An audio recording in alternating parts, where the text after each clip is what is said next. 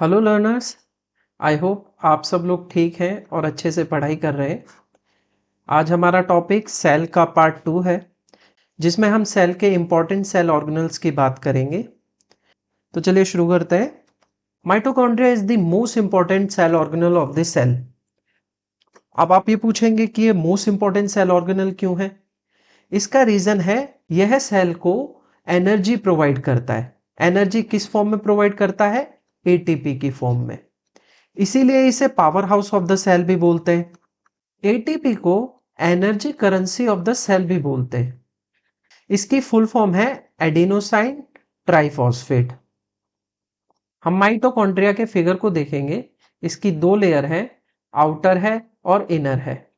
Outer layer जो होती है वो पोरस होती है और जो इनर लेयर होती है वो सेलेक्टिवली परमिएबल होती है। यहां आप फिगर में देख रहे हैं, ये आउटर लेयर है, ये पोरस होती है। पोरस होने का मतलब है इससे जो पार्टिकल्स का मूवमेंट है वो बहुत फ्रीली हो सकता है। वहीं मैं इनर लेयर की बात करूं, इसमें डीपली फोल्ड्स होते हैं। ये जो डीपली फोल्ड्स होते हैं इन्हें क्रिस्टल कहा जाता है। अब आप ये पूछेंगे ये फोल्ड्स क्यों होते हैं? ये फोल्ड्स असल में इंक्रीज करते हैं सरफेस एरिया। सरफेस एरिया किसके लिए? कि केमिकल रिएक्शन हो पाए, वो केमिकल रिएक्शन जिनकी वजह से एटीपी जनरेशन होती है। और ये सेलेक्टिवली परमिएबल इसलिए होती हैं क्योंकि इसके थ्रू सेलेक्टिव पार्टिकल्स ही पास हो पाते हैं। जैसा कि हमने पहले भी देखा था प्लाज्मा मेम्ब्रेन के अंदर। माइटोकॉन्ड्रिया के अंदर एक फ्लूइड भी होता है जिसे हम मैट्रिक्स बोलते हैं।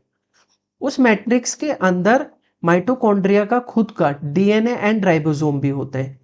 इसका मतलब ये है कि ये खुद का प्रोटीन सिंथेसिस खुद कर सकता है। रियलिटी में देखा जाए तो माइटोकॉन्ड्रिया सेल के अंदर एक और प्रोकैरियोटिक सेल है जिसका खुद का डीएनए एंड राइबोसोम है और खुद का प्रोटीन सिंथेसिस कर पा रहा है।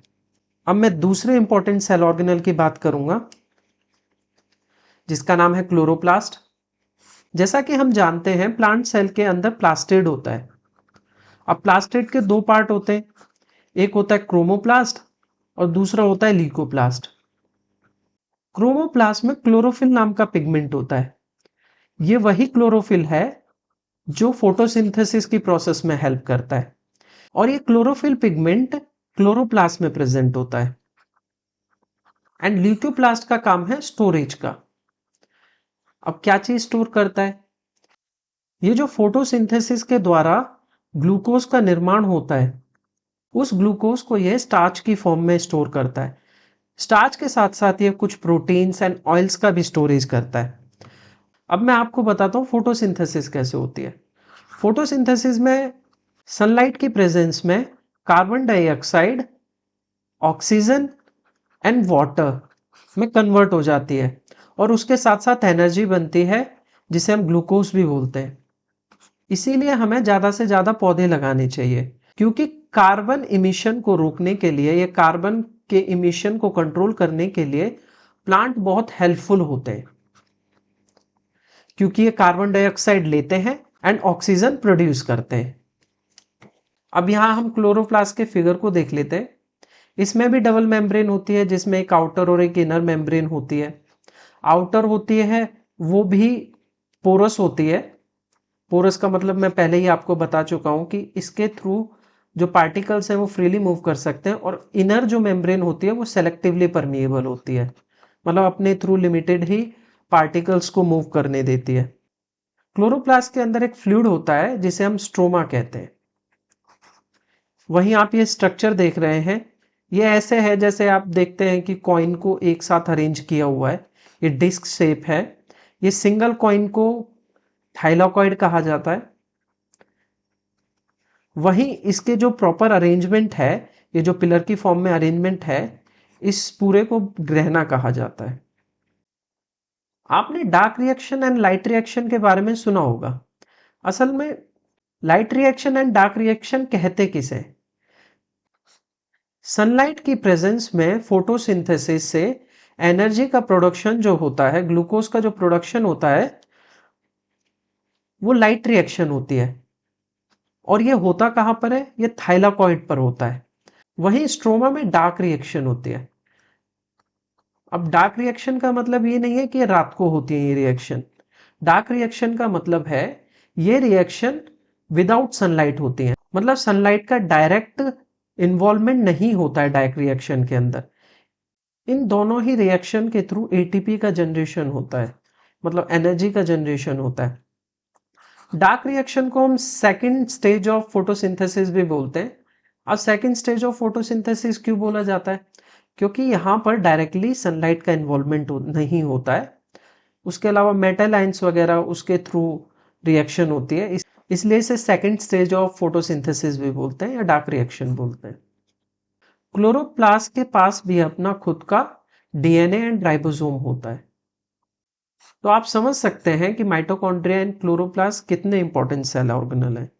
तो चलिए नेक्स्ट सेल ऑर्गेनल की बात कर लेते हैं। नेक्स्ट सेल ऑर्गेनल है लाइसोसोम। लाइसोसोम के ऊपर सिंगल मेम्ब्रेन होती है। वहीं आप इस फिगर में देख सकते हैं कि इसके अंदर एक हाइड्रोलिटिक एंजाइम होता है। हाइड्रोलिटिक एंजाइम, इसे हम डाइजेस्टिव एंजाइम भी बोलते हैं। डाइजेस्टिव एंजाइम इसे क्यों कहा जाता है? रियलिटी में जितने भी हार्मफुल एलिमेंट होते हैं जो सेल के अंदर होते हैं, या हार्मफुल पार्टिकल हो गए या हार्मफुल सब्सटेंस होते हैं, उनको एंगल्फ करने का या उनको डाइजेस्ट करने का काम ये लाइसोसोम करता है। और उनको पचाने का काम कौन करता है? ये हाइड्रोलिटिक एंजाइम्स करते हैं। इन हाइड्रोलिटिक एंजाइम्स का प्रोडक्शन या इन्हें किसके द्वारा जनरेट किया जाता है? तो जनरेट किया जाता है आरईआर के द्वारा, रफ एंडोप्लाज्मिक रेटिकुलम के द्वारा। लाइसोसोम सेल को ही suicidal bag of the cell बोलते हैं। इसके पीछे रीजन क्या है कि इसे suicidal bag of the cell कहा जाता है?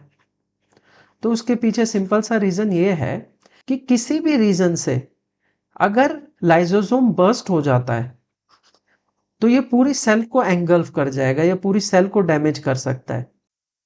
एंड लाइसोसोम की खोज क्रिश्चियन डी डवे ने की थी।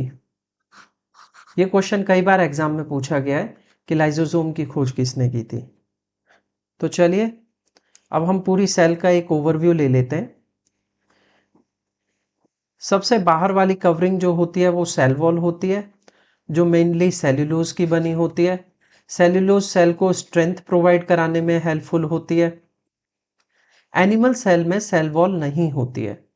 इससे अंदर वाली लेयर होती है उसे हम सेल मेम्ब्रेन या प्लाज्मा मेम्ब्रेन कहते हैं। इसको हम स्किन ऑफ द सेल भी बोल सकते हैं। सेल मेम्ब्रेन के कंपोनेंट इस प्रकार है, इसमें ये वाला जो पार्ट होता है, एक हेड होता है और टेल होती है, फैटी एसिड की टेल होती है, फॉस्फेट का हेड होता है जो हाइड्रोफिलिक होता है, टेल हाइड्रोफोबिक होती है। जो हेड वाला पोर्शन है वो सराउंडिंग के बाहर की तरफ और साइटोप्लाज्म की तरफ होता है। वहीं इसको हम देख सकते हैं, ये जो फिगर है ये प्रोटीन होता है, अपने थ्रू ये जितने भी बड़े बड़े पार्टिकल्स हैं उनके मूवमेंट में हेल्प करता है। वहीं कार्बोहाइड्रेट भी होता है। ये जो मॉडल है इसे हम फ्लूइड मोज़ेक मॉडल बोलते हैं। ये सेलेक्टिवली परमिएबल होती है। फिर हमने न्यूक्लियस की बात की थी। न्यूक्लियस को खोजा था रॉबर्ट ब्राउन ने। डबल लेयर्ड होती है न्यूक्लियस के ऊपर। न्यूक्लियस के अंदर क्रोमेटिन नाम का थ्रेड लाइक स्ट्रक्चर होता है जो अरेंज होकर क्रोमोसोम का निर्माण करता है। क्रोमोसोम पर डीएनए एंड प्रोटीन होते हैं। सेल की इंपॉर्टेंट फंक्शनिंग न्यूक्लियस के थ्रू ही होती है। इसे ब्रेन ऑफ द सेल भी बोलते हैं। जैसे सेल डिवीजन हो गया और बहुत सारे एलिमेंट लाइक प्रोटीन वगैरह, इनके सिंथेसिस की जो मैसेज है वो मैसेंजर आरएनए के थ्रू न्यूक्लियस से ही राइबोसोम के पास जाता है। जो न्यूक्लियस की आउटर कवरिंग होती है उसके ही फोल्ड से एंडोप्लाज्मिक रेटिकुलम बनता है। वहीं जो ट्यूबुल्स टाइप के होते हैं वो स्मूथ एंडोप्लाज्मिक रेटिकुलम होते हैं जिनका काम लिपिड्स का सिंथेसिस है। वहीं यहाँ हम इसको देख रहे हैं, इन्हें रफ एंडोप्लाज्मिक रेटिकुलम बोलते हैं क्योंकि इनके ऊपर राइबोसोम प्रेजेंट होता है जिसे हम प्रोटीन सिंथेसिस फैक्ट्री भी बोलते हैं। आरईआर से बना प्रोटीन मॉडिफिकेशन पैकेजिंग के लिए गोल्जी अपैरेटस के पास जाता है। गोल्जी अपैरेटस का काम ही पैकेजिंग एंड डिस्पैच का है। मान लो सिंपल प्रोटीन गोल्जी अपैरेटस के पास आती है तो गोल्जी अपैरेटस इसे कॉम्प्लेक्स प्रोटीन में कन्वर्ट करता है, मॉडिफाई करता है, देन साइटोप्लाज्म में डिस्पैच कर देता है। नेक्स्ट हम बात करते हैं माइटोकॉन्ड्रिया की। माइटोकॉन्ड्रिया को ही power house of the cell बोला जाता है, क्योंकि ये एनर्जी जनरेशन करती है केमिकल रिएक्शन के थ्रू एटीपी की फॉर्म में। एटीपी की फुल फॉर्म है एडिनोसाइन ट्राइफॉस्फेट। माइटोकॉन्ड्रिया की इनर फोल्डिंग्स को क्रिस्टेई बोला जाता है। ये सरफेस एरिया इंक्रीज करता है जितनी भी केमिकल रिएक्शन होती है उनके लिए। इसका खुद का डीएनए एंड राइबोसोम होता है। नेक्स्ट हमने बात की थी प्लास्टिड की। प्लास्टिड दो टाइप के होते हैं, क्रोमोप्लास्ट एंड ल्यूकोप्लास्ट। क्रोमोप्लास्ट में जिसके पास क्लोरोफिल नाम का पिगमेंट होता है उसे क्लोरोप्लास्ट बोलते हैं। क्लोरोप्लास्ट की मैंने आपको बताया था डबल लेयर होती है, उसमें थाइलाकॉइड्स प्रेजेंट होते हैं। थाइलाकॉइड पे लाइट रिएक्शन होती है और अंदर की मैट्रिक्स को स्ट्रोमा बोलते हैं, उस पर डार्क रिएक्शन होती है। क्लोरोप्लास्ट का भी खुद का डीएनए एंड प्रोटीन होता है। ल्यूकोप्लास्ट का काम है स्टार्च की फॉर्म में, ऑयल एंड प्रोटीन की फॉर्म में स्टोरेज करना। फिर हमने लाइसोसोम की बात की थी। लाइसोसोम के पास हाइड्रोलिटिक एंजाइम होता है जिसका फॉर्मेशन आरईआर के द्वारा होता है, रफ एंडोप्लाज्मिक रेटिकुलम के द्वारा।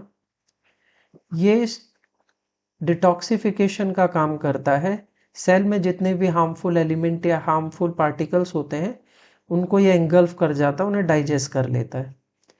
इसे सुसाइडल बैग इसलिए बोलते हैं कि अगर लाइसोसोम बर्स्ट हो जाता है तो इसका हाइड्रोलिटिक एंजाइम पूरी सेल को भी एंगल्फ कर सकता है, इसीलिए इसे suicidal bag of the cell भी बोलते हैं। ये था सेल चैप्टर का ओवरव्यू।